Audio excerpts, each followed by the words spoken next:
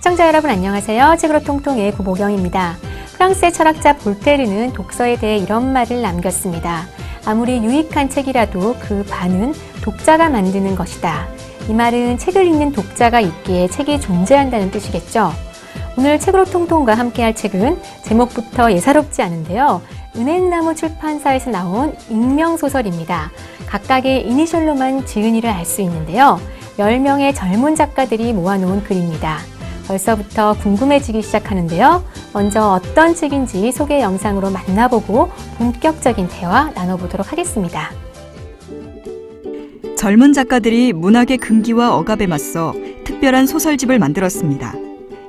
익명소설은 익명성을 기반으로 한 소설집이며 젊은 작가들의 창작자로서의 고민과 열정, 패기를 엿볼 수 있습니다. 여느 소설책에서 볼 수 있는 작가의 얼굴 사진과 출신 학교, 등단 매체, 문학상 수상 이력이 나와 있지 않은 책입니다. 오직 영문 이니셜로서 작가의 존재를 알리고 있습니다. 기존의 이미지 때문에 시도할 수 없었던 스타일의 작품이 마음껏 쓰여 있으며 작품으로만 평가받을 수 있는 책입니다. 때문에 책의 내용은 파격적인 경험을 선사하고 있습니다. 또한 독자에게는 익명 작가가 누구인지 추리해 볼 수 있는 즐거움도 제공합니다. 네, 영상을 한번 살펴봤는데요. 점잖음에서 벗어나 또 자유롭고 새로운 문학을 발견한 기분입니다. 왜 익명소설을 쓰게 됐는지 그 계기가 가장 궁금한데요. 오늘 책으로 통통과 함께 해주실 익명소설의 작가 두 분과 또 서울디지털대학교 패널 교수님 스튜디오에 모셨습니다. 안녕하세요. 안녕하세요. 익명소설에 걸맞게 두 분 다 이렇게 가면을 쓰고 나오셨는데요. 편의상 제가 A 작가님, B 작가님이라고 이렇게 호칭을 부를게요. 아마 이런 방송이 저는 사실 처음이라서 굉장히 익숙치 않지만 아마 정말 두고두고 새롭겠다라는 생각이 듭니다. 두 분 작가님 책이 출간되시고 또 아마 다양한 여러 가지 뭐 평을 들으셨고 또 여기저기 또 이렇게 또 사람들 만나시느라 바쁘실 텐데 먼저 우리 시청자분들께 그래도 익명소설에 대해서 간단히 한번 소개해 주세요. 저희가 작가들끼리 모임을 가졌을 때 그런 얘기가 많이 나왔거든요. 쓰고 싶은 글이 있는데 쓰지 못한다 혹은 써놨는데 발표하지 못한 글들이 많다. 그래서 익명으로 된 지면이 필요하겠구나 하는 생각이 들어서 출판사와 문장 웹진 통해서 글을 발표하면서 10개월 동안 독자분들을 만났어요. 그 책이 이제 묶여 나온 게 익명소설입니다. 네. 또 이렇게 책을 읽어보니 사실 저도 이제 책을 열심히 읽어봤는데 신기한 소재 또 이렇게 생각지도 못했던 이러한 소재들을 접했어요. 사실은 어떤 면에서는 충격적이기도 했었고 또 재미있는 글들이 많았는데 아마 소설가의 입장에서 이 글은 아마 보면서도 이 글은 정말 작가가 마음껏 아니면 정말 자유로운 영혼으로 정신줄 놓고 자유롭게 쓴 글이다라고 느끼는 작품들이 또 있으실 것 같아요. 이 소설 중에서 어떤 것들이 있는지 한번 우리 A 작가님부터 한번. 네, 저는 정신줄을 놓고 쓰는 글은 아무래도 18인의 노인들이 아닐까. 네. 제목을 이렇게 발음해도 되는지 모르겠는데. 네. 이 책이 이렇게 정신줄 놓고 이렇게 막 폭주하는 거를 원하는 그런 기획은 아니었지만, 그런 걸 막은 건 아니었는데, 이렇게 좀 제일 자유롭게 뻗어나간 글은 그 글인 것 같고요. 전 그 앞에 있는 거기에 그렇게 그들은 같은 단편도 저는 제가 보기에는 그렇다고 생각을 하는데, 이렇게 막 정신줄을 놓았다기보다는 잘 통제된 어떤 폭발력 그런 걸 갖춘 글이라고 생각합니다. 저도 이제 18인의 노인들이 제일 먼저 떠올랐던 게 그러니까 이 내용을 조금만 말씀드리자면 노벨문학상을 선정하는 18명의 심사위원이 사실은 외계인 토끼들이다 이런 굉장히 경쾌한 내용이거든요. 근데 경쾌하면서도 어떤 권위적인 그 부분을 되게 날카롭게 만든 소설이에요. 그래서 그 부분이 아마 이름을 걸고라면 절대 쓰지 못했을 소설이라고 생각이 들고요. 물고기 자리나 달밤의 고백 같은 경우도 굉장히 멀리 뻗어나간 작품이라서 이게 본인 이름으로는 아마 쓰기 어려웠을 거다. 이 부분이 좀 자유롭다 하는 소설이에요. 우리 소설가이신 이명란 교수님께서도 또 책을 보시면서 이 중에 이건 정말 자유롭다, 정신줄 놨다. 어떤 책이 다 있어요? 지금 작가들이 다 똑같이 꼽은 것 같아요. 저도 역시 이제 18인의 노인이었거든요. 그래서 아마 문학하는 사람들 입장에서 보면은 사실 익명이 아니면 정말 쓸 수 없었던 소설이 이 18인의 노인이었을 것 같아요. 그래서 제가 잠깐 이제 소개를 조금, 네. 이 18인의 내용을 보면은 해마다, 우리 이제 해마다 노벨 문학상이 이제 발표가 되려고 하면 늘 그 시인의 집에 막 기자들이 다 가서 막 있고, 그리고 언젠가부터 이제 나라의 분위기가 그러니까 그 시인도 이젠 좀 내가 노벨 문학상을 받지 않을까. 근데 해마다 이제 노벨 문학상을 못 받은 거예요. 그러면 그 즉시 바로 집 앞에 몰려들어 있던 기자들도 다 철수해버립니다. 그런데 어느 날 편지가 와요.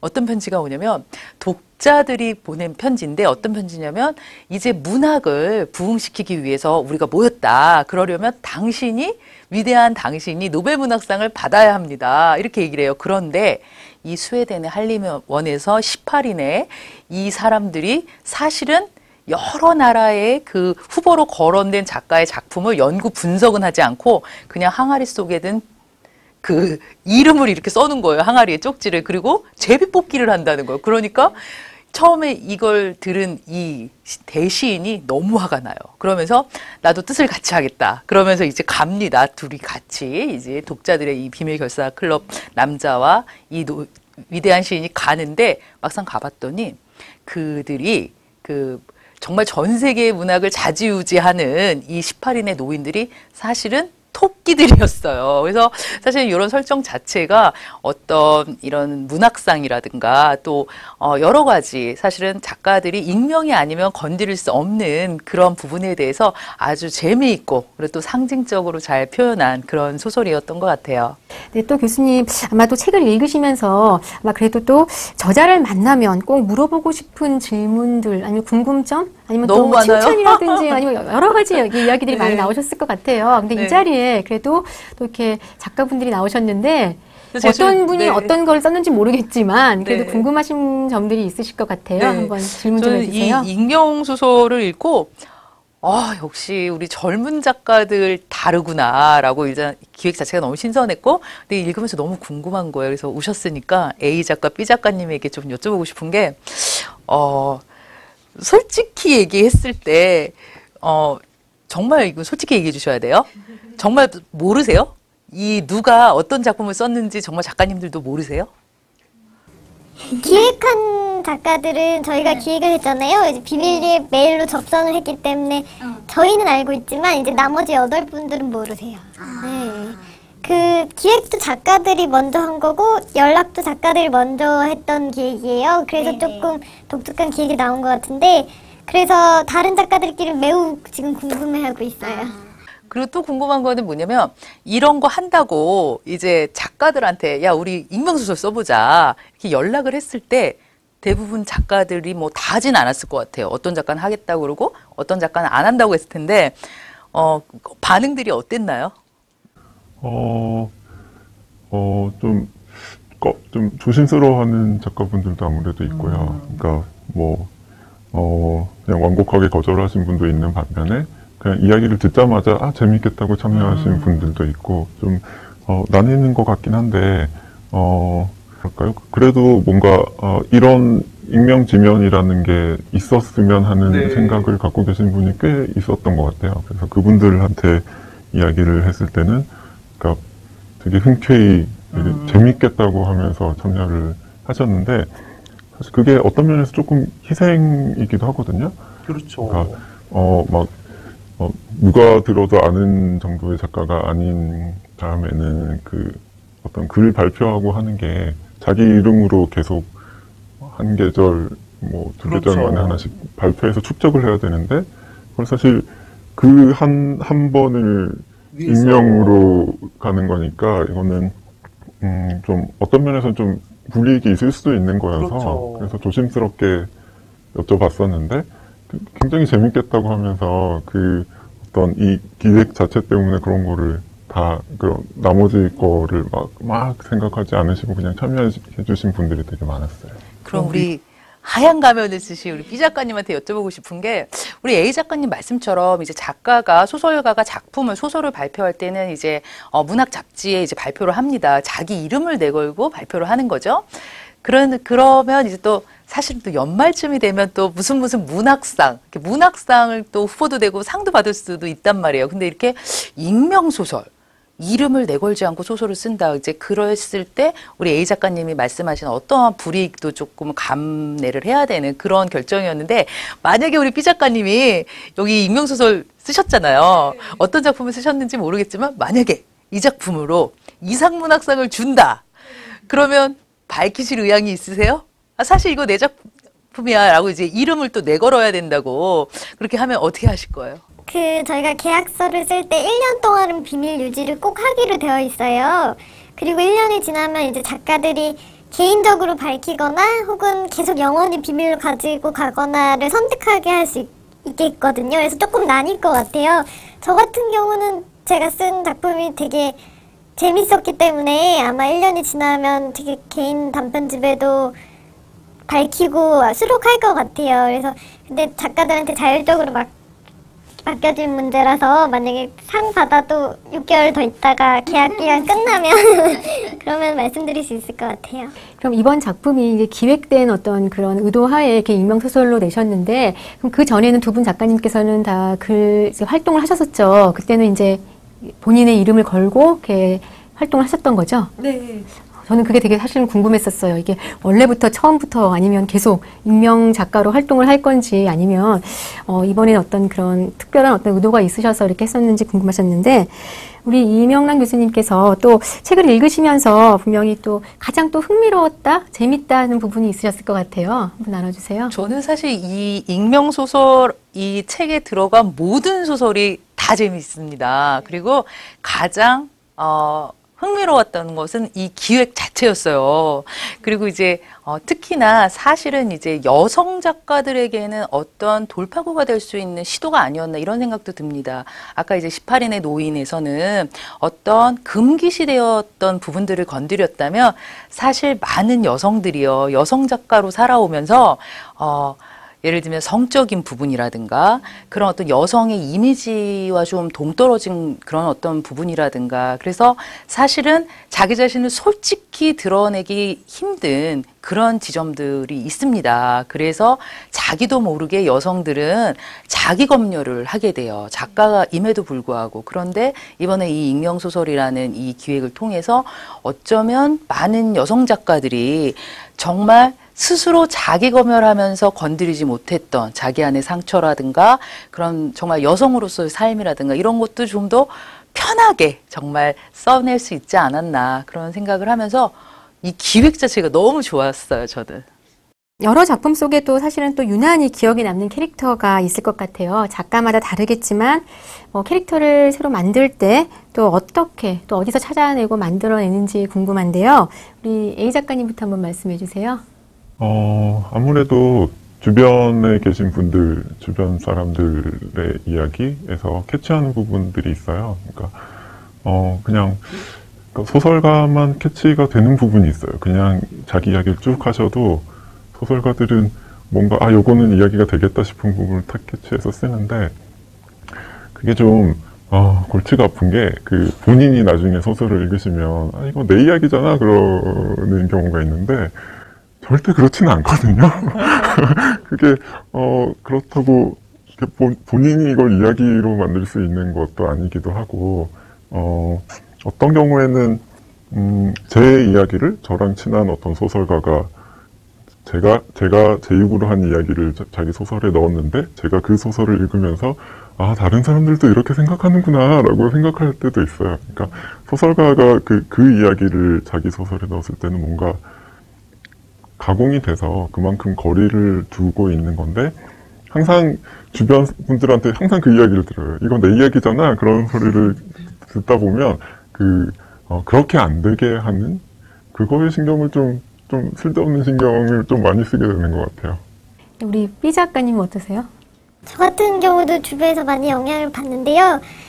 어떻게 이런 캐릭터를 만들었나 할 때 현실적인 부분이 분명히 들어가야 되지만 한 사람을 그대로 작품 속에 옮기면 되게 재미가 없어지거든요. 그래서 하나의 캐릭터를 만들 때 보통 한 5명쯤을 편집해서 넣는 것 같아요. 그래서 다면적인 인물이 되게, 그래서 그런 부분에서 어떤 리얼함도 가지면서 독특함도 가질 수 있게 5명 정도를 한꺼번에 믹스하는 것 같아요.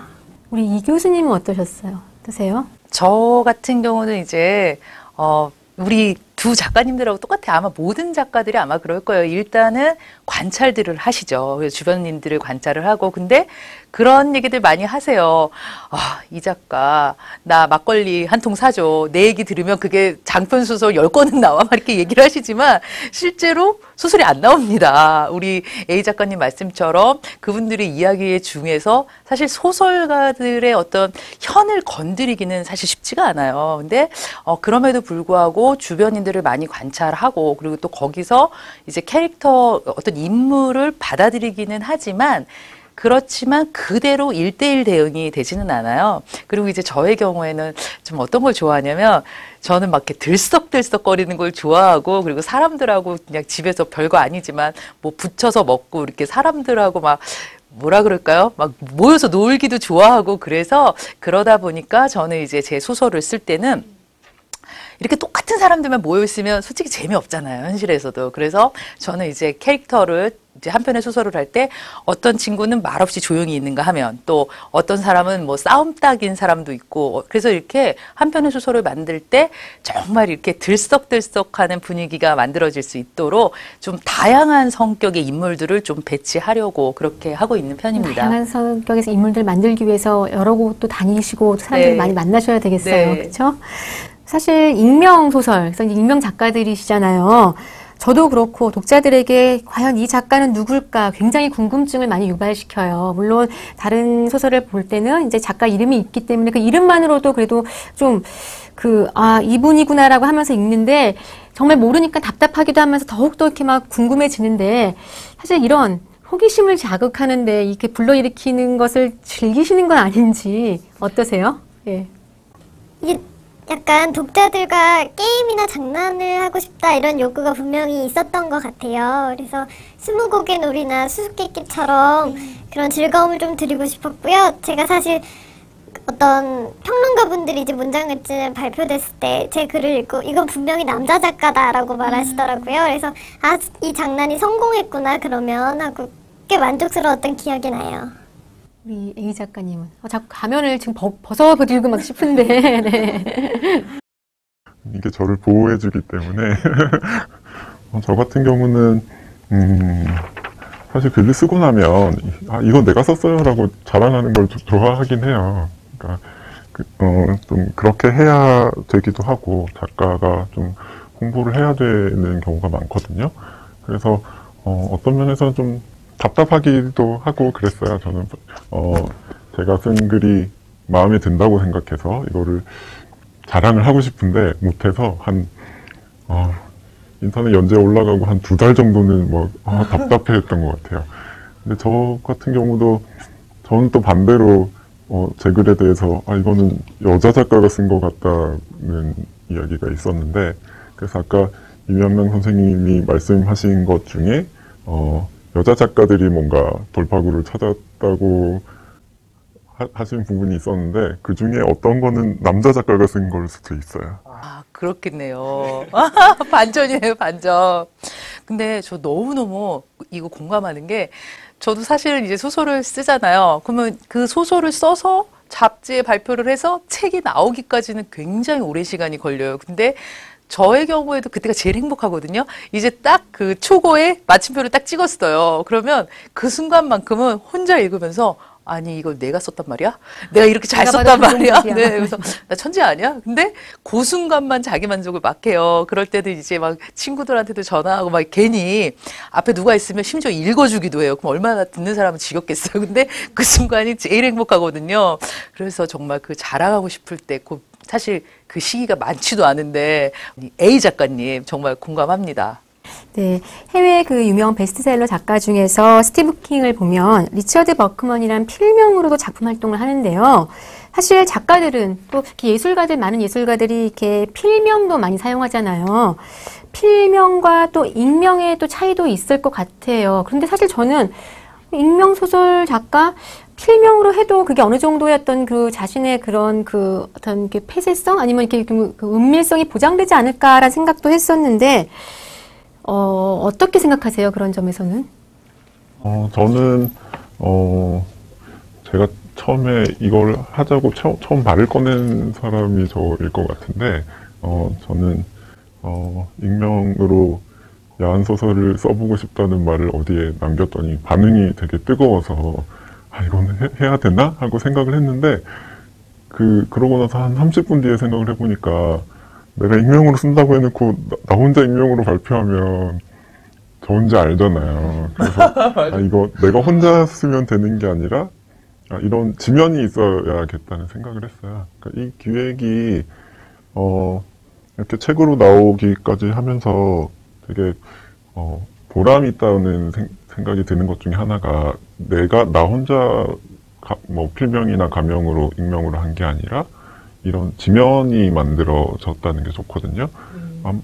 아마 다른 작가분들도 어떤 이런 식의 지면이 있다고 생각을 하고 그럼 저 지면에 맞는 글을 떠올려 볼까 하고 생각을 해보시면 뭔가 이렇게 본인이 더 잘할 수 있는데 어떤 자기도 모르게 제약이 되고 있던 부분들이 있을 거예요. 그거를 이제 뚫고 나갈 수 있는 어떤 뭔가 계기가 되지 않을까. 결과적으로 이게 그 글이 익명으로 발표가 안 되더라도 아마 단발적인 그런 익명 소설이 발표되는 사건 말고 어떤 쭉 이어질 수 있는 그런 익명 지면이 있다는 게 그런 의미가 있지 않을까 생각합니다. 듣고 보니 정말 그러네요. 정말 익명 소설만 발표할 수 있는 지면이 아예 딱 있어버리면 정말 많은 작가들이 그냥 썼다가 이건 맞아. 익명으로 내가 여기 발표하면 되지. 그러면 정말 우리 문학이 정말 넓어질 것 같네요. 너무 칭찬해드리고 싶어요. 우리 이명란 교수님은 그러면 이렇게 뭐 필명으로 아니면 이렇게 써보신 적이 있으신가요? 저는 사실은 이명란 교수님 그 처음 이름 딱 들었을 때 이게 필명이 아닌가라는 생각도 했었거든요. 이름이 너무 예뻐서. 예. 그러니까 제 이름이 이제 이명랑이고 저희 언니가 이쾌알이에요. 그리고 이제 제 동생이 이육혜거든요. 이제 근데 농담입니다. 저만 이제 명랑이고, 이제 언니랑 동생은 다 이제 평범한 이름인데, 제가 이름이 명랑이다 보니까 정말 많이 들었어요. 필명 아니냐고. 근데 필명은 아니고 본명이고요. 저도 언젠가 이제 필명으로 내가 작품을 하나 써봐야겠다라고 생각하게 된 계기가 있었습니다. 그 프랑스의 아주 유명한 작가예요. 새들은 페루에 가서 죽는다. 그 로맹가리라는 작가가 있거든요. 근데 이 로맹가리라는 작가가 프랑스에서는 딱 그 한 작가가 한 번밖에 받을 수 없는 상이 콩쿠르상이에요. 콩쿠르상을 받았어요. 받았는데 한 번 더 받고 싶은 거죠. 그래가지고 에밀 아자르라는 필명으로 자기 앞에 생이라는 또 소설을 발표를 합니다. 그리고 콩쿠르상을 받았어요. 그리고 이제 죽으면서 커밍아웃을 한 거예요. 로맹가리가. 사실 에밀 아자르가 나였다. 그래서 이제 프랑스 역사상 콩쿠르상을 2번 받은 이제 유일한 작가가 로맹가리입니다. 그래서 그 얘기를 이제 딱 듣고 내가 어떤 상을 받으면 나중에 한번 필명을 만들어서 또 한 번 받아볼까? 3번도 받을 수 있죠. 네, 그런 생각을 또 해본 적은 있습니다. 네. 작가들은 사실은 이제 글을 쓰면서도 그렇고 글 쓰고 나서 독자들의 반응에 그래도 민감 안 할래야 안 할 수가 없잖아요. 사실은. 그래서 이 책을 쓰기 전에 사실은 먼저 우리 작가님들도 그렇고요. 그 사이버 광장인 문학 웹진에서 온라인으로 연재를 시작했다고 들었거든요. 이 온라인 연재, 사이버 공간 속에서의 어떤 그런 글쓰기, 그 글 올리고 글을 읽는 그러한 그 커뮤니티에 대해서 어떻게 생각하세요? 그 책이 나오기 전부터 그 공간이 있었기 때문에 이제 기자분들 같은 경우는 한참 전에도 막 기사를 내시기도 했고 평론가들도 꼬박꼬박 챙겨 읽고 그랬거든요. 그래서 일반 독자분들도 물론 많이 봐주셨고 그래서 그 책 전에 어떤 이런 움직임을 만들어내는 데는 온라인 공간이 꽤 역할을 많이 하지 않나 생각해요. 단점이라면 또 있지 않을까요? 어떤 점이 있을까요? 사람들이 생각하시는 것처럼 신선하지는 않아요. 사실 인터넷이 인터넷은 안 신선하잖아요, 지금은. 그래서 처음에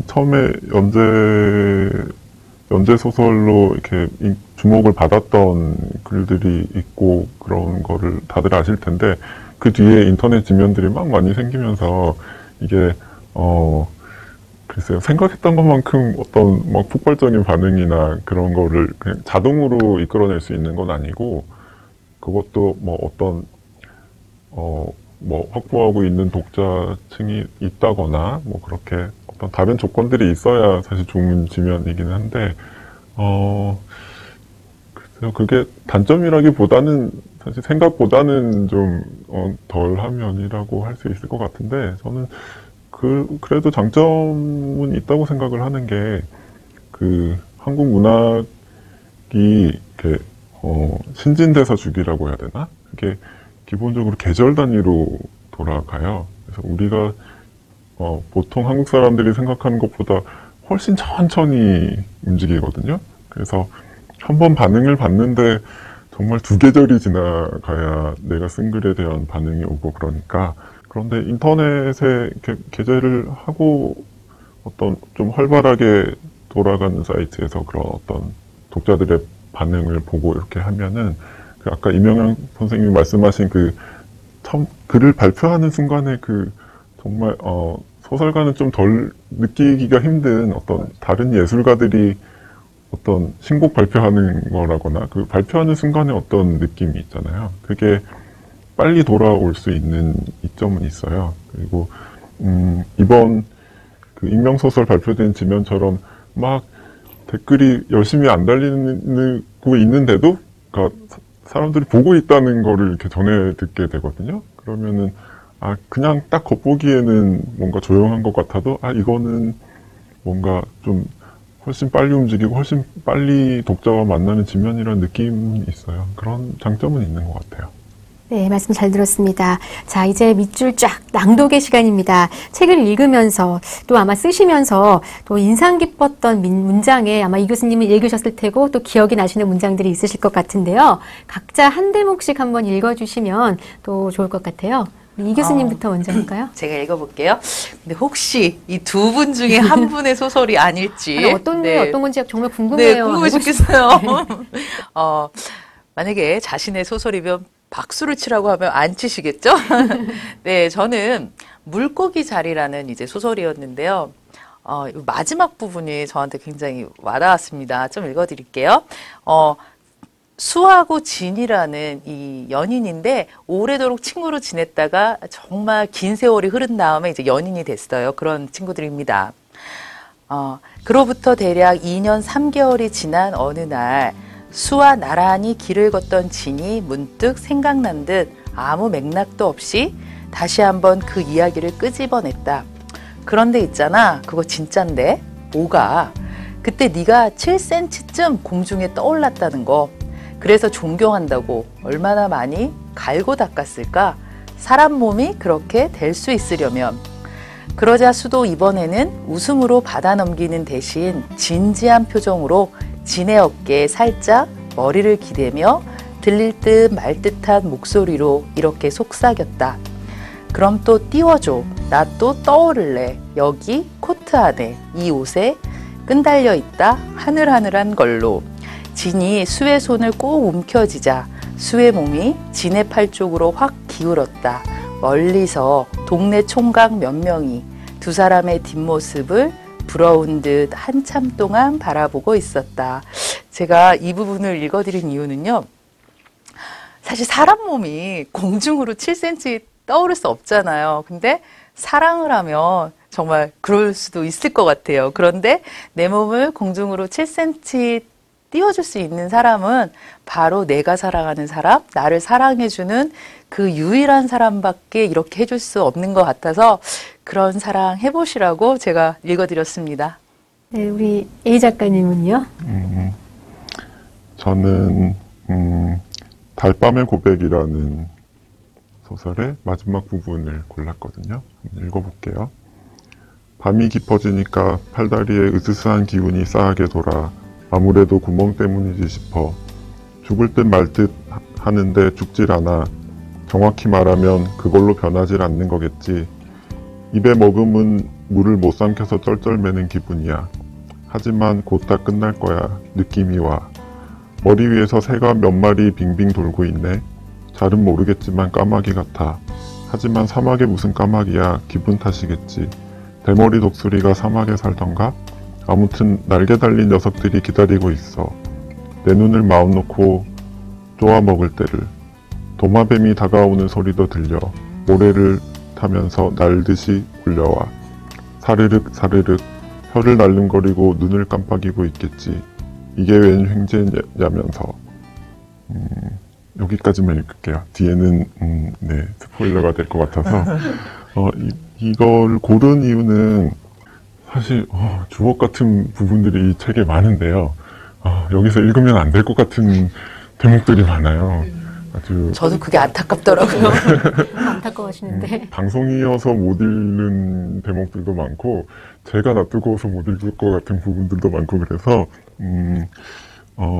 그래서 피해서 골랐다기보다는 이 대목을 고른 이유도 있는데 소설을 써보시면 1인칭 화자가 주인공이기도 한 소설에서 앞부분은 쓰기가 좋아요. 이렇게 화자의 목소리 자체가 그냥 3인칭 서술자하고 다르게 재밌는 목소리가 들어가니까 좋은데 마지막에 가면 골치가 아파져요. 왜냐면 1인칭 화자가 반드시 끝까지 살아남아서 이 글을 썼어야 되잖아요.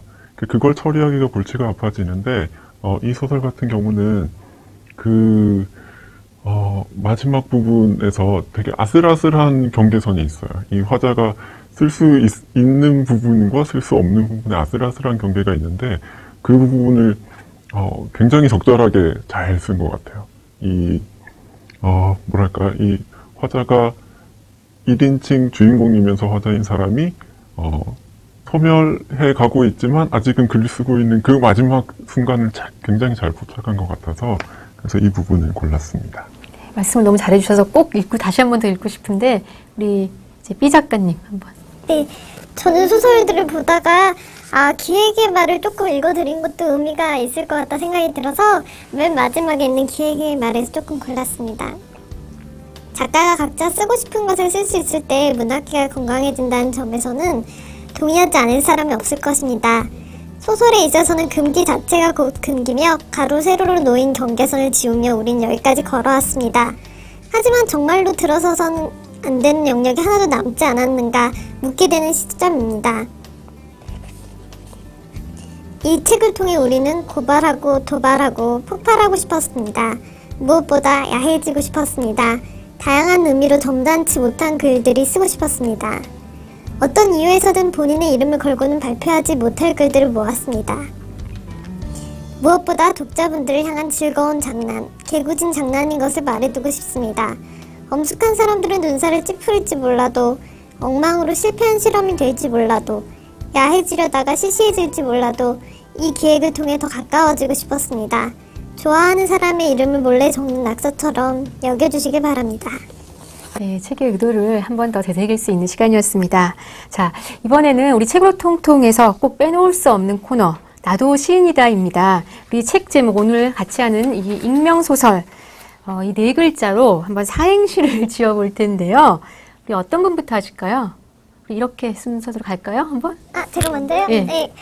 이 작가님부터. 너무 어려웠어요. 제가 먼저 운 띄워드릴게요. 네. 익을 때까지 기다려. 명, 명확해질 때까지. 소, 소리가 저절로 날 때까지.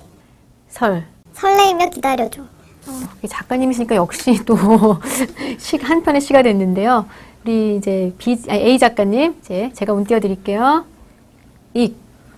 익살, 명, 명랑, 소, 소름, 설. 설렘.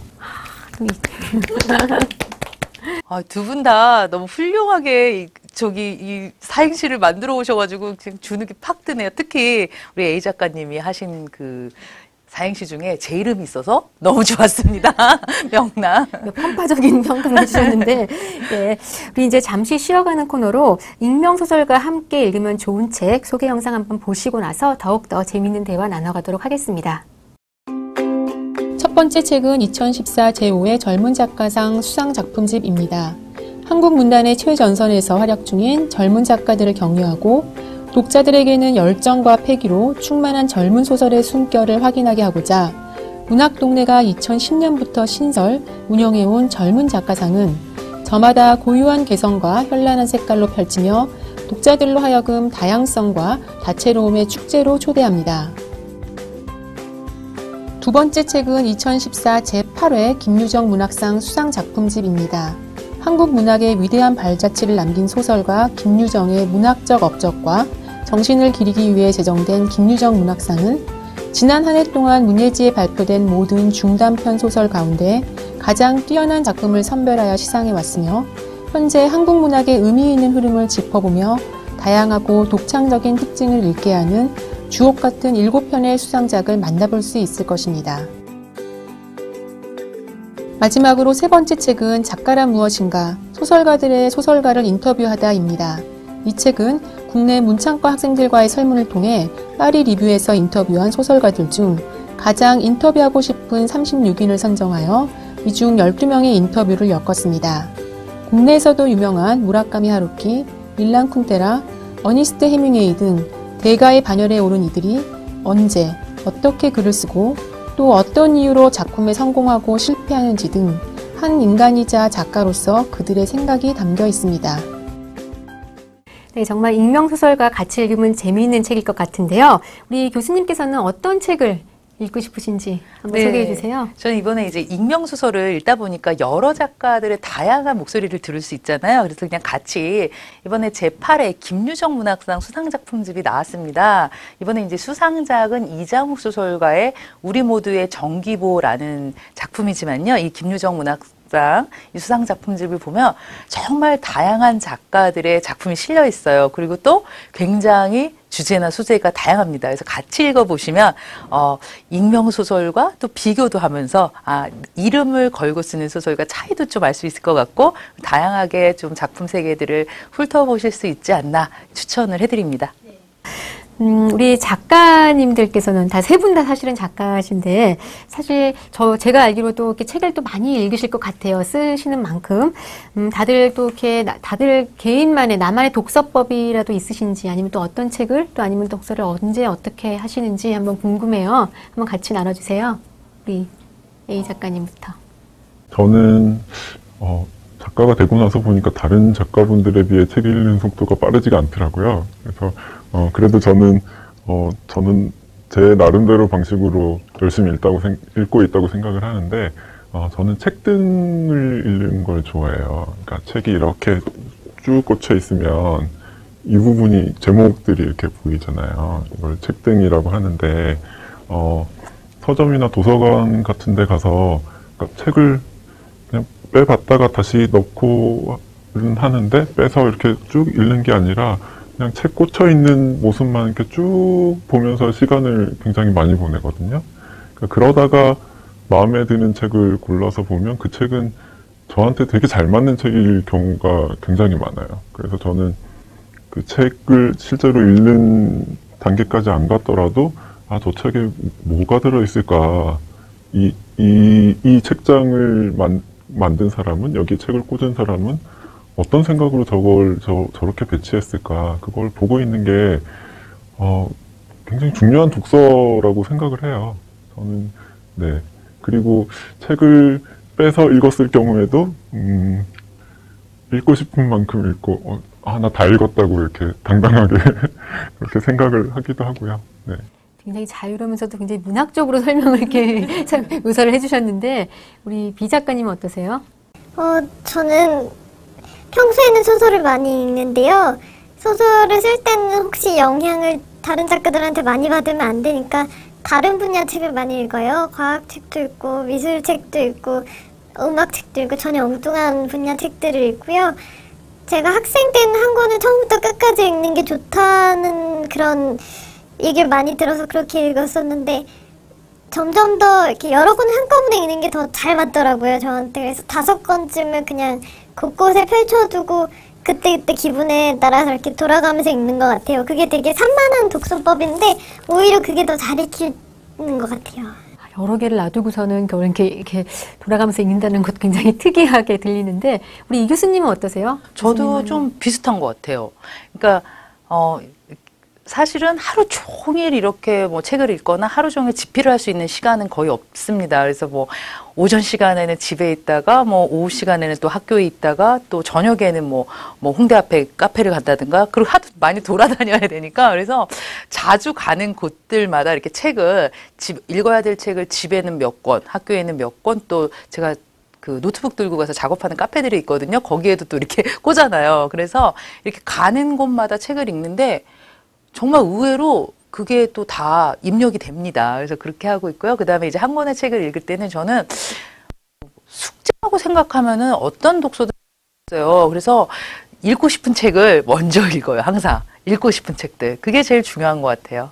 네, 다시 책으로 돌아와 보면요, 정말 자유롭게 써서 그런지 이제 이 책에 뭐 앞서서도 말씀해 주셨지만 소재라든지 내용이 너무너무 다양한데요. 뭐 도발적이고 또 야한 건 기본인 것 같고요.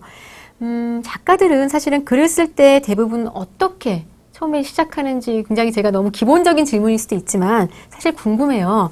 뭐 영화나 드라마를 보면 작가들이 막 이렇게 있다 갑자기 뭐 영감이 확 떠올라서 갑자기 막 글을 쓰는 그런 장면도 가끔씩 봤는데 정말 그러신가요?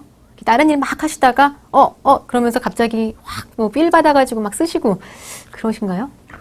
그런 경우가 있는데 그렇게 하려면 뭐 무역으로 비유하자면 기본 초식을 평소에 굉장히 열심히 한 사람은 그런 경우를 잘 만나는 것 같아요.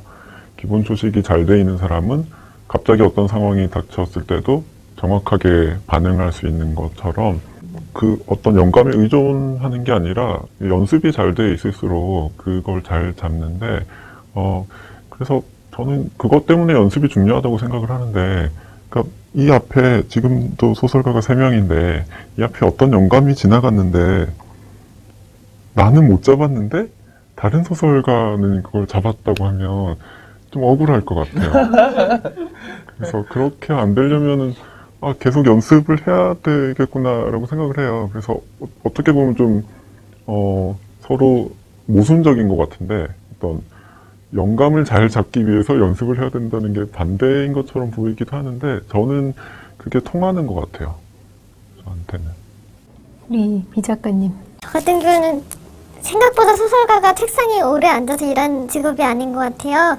돌아다니고 사람들 만나고 뭐 조사하러 다니고 이런 일이 많은데 그럴 때마다 요즘 핸드폰 메모 기능이 아주 좋잖아요. 그래서 그럴 때 한 수십 개의 메모를 남겨놨는데 그 수십 개의 메모가 어느 날 굉장히 정밀한 기계처럼 탁 맞물릴 때가 있어요. 그런 순간이 아주 자주 있는 건 아닌데 이게 맞물리게 되면 거기서 느끼는 즐거움이 어떤 술이나 과자나 뭐 맛있는 음식이나 어떤 쾌감보다도 되게 큰 것 같아요. 그래서 다른 소설가들도 아마 그런 즐거움 때문에 쓰는 게 아닐까 하는 생각을 해봤어요. 네, 역시 신세대 작가다운 어떤 그런 그 독서법 또 아니면 글쓰기 영감의 글 쓰는 법, 이걸 나눠주셨는데요. 우리 이 교수님께서도 이런 질문 많이 받으셨을 것 같아요. 그래서 시청자들을 위해 한 번 더 말씀해 주세요.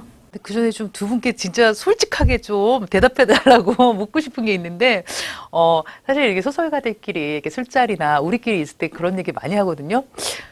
나는 원고료가 입금이 되면 잘 써져. 그 다음에 예를 들면 계약금을 좀 많이 주면 더 잘 써지는 것 같아. 이런 얘기를 하는데 사실 영감이나 이런 데가 올 때도 있지만 우리 가면 쓰셨으니까 좀 솔직하게 얘기하실 수 있을 것 같아요. 어떠세요? 솔직히 좀 그런 거 상관이 있잖아요. 이상하게 마감이 있는 글이 훨씬 잘 써지는 것 같긴 해요. 원고료가 많으면 굉장히 열심히 쓰죠. 굉장히 조사를 많이 해서 열심히 쓰는데 저는 그래도 마감 때문에 추진력을 받지는 않으려고 되게 노력해요. 그러니까 청탁을 전혀 안 받았을 때 글이 나오게 하려고 좀 애를 쓰는 편이에요. 네, 저의 경우에도 등단하고 지금까지 청탁을 받고 글을 썼어요. 근데 지금 처음으로 작가가 된 뒤로 처음으로 청탁 안 받고 마감에 쫓기지 않으면서 그냥 온전히 제가 혼자 소설을 썼는데 굉장히 힘들었습니다. 근데 우리 A 작가님은 그걸 계속 하고 계시다니 정말 칭찬을 해드리고 싶습니다. 그리고 저의 경우에도 뭐 영감보다는 정말 그건 맞는 것 같아요. 모든 작가들이 열심히 계속해서 소설을 생각하고 있고 또 소설을 쓰고 있을 때 뮤즈는 찾아오는 것 같습니다.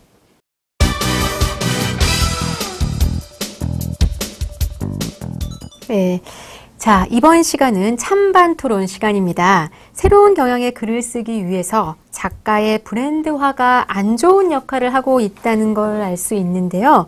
작가의 브랜드화도 사실은 나름 장단점이 있다고 생각됩니다. 작가의 브랜드화에 찬성하시는지 반대하시는지 카드를 들어주세요. 하나, 둘, 셋.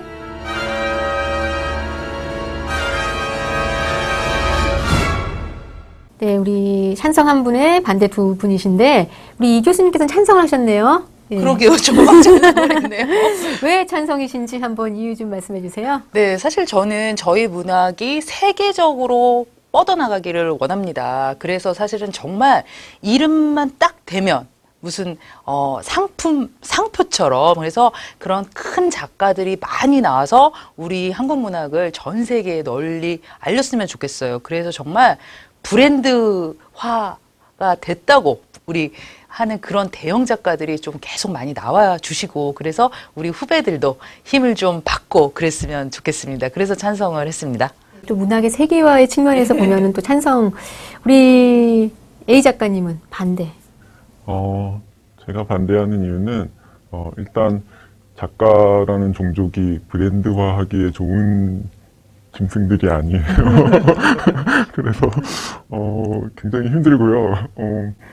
제가 느끼기에는 출판 생태계라고 해야 되나? 그 전체 종사하시는 분들 전체를 놓고 봤을 때 아마 제일 뭔가 안정적으로 마케팅 홍보에 활용되기 힘든 직업이 작가가 아닌가? 제 생각은 그렇거든요. 그리고 아무래도 저희가 이 익명소설이란 책을 가지고 나와 있기 때문이기도 하고, 그러니까, 이명렬 선생님 말씀에 동의하는 부분이 분명히 있는데, 근데 전체 작가가 그걸 하기에는 좀 버거운 부분이 있는 것 같아요. 그렇죠. 제가 느끼기에는. 우리 B 작가님은요? 저도 그런 생각을 자주 하는데요. 할 수 있는 사람이 하는 건 굉장히 보기 좋고 계속 그렇게 해줬으면 좋겠어요. 이렇게 매력이 있고 외모도 보기 좋고 언변도 좋아서 사람들 앞에 섰을 때 되게 사랑받는 작가들이 종종 있거든요.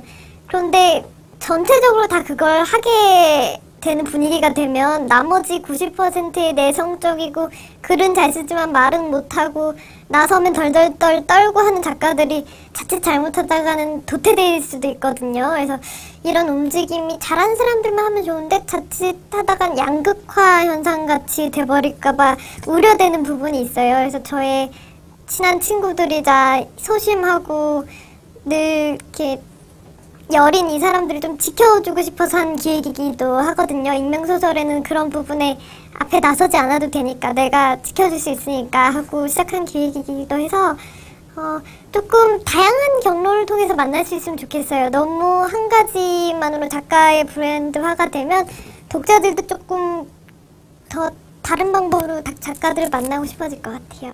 네, 찬반 토론이었지만 또 같이 함께 또 의미 있는 또 얘기를 같이 고민해봤던, 짧게나마 고민해봤던 시간이었습니다. 찬반 토론 잘 들어봤는데요. 이 방송을 보신 여러분들 가운데 짧은 시청 소감을 아래 보이는 자막 메일로 보내주시면 5분을 선정해서 익명소설 한 권씩 보내드리겠습니다. 시청자 여러분의 많은 참여 부탁드립니다. 자, 이제 익명소설을 정리하는 개념으로 한번 한 줄 평 들어보도록 하겠습니다. 제가 해도 될까요? 네, 익명소설은 자유다. 네, 익명소설은 왜 자유인지 다들 아시겠죠?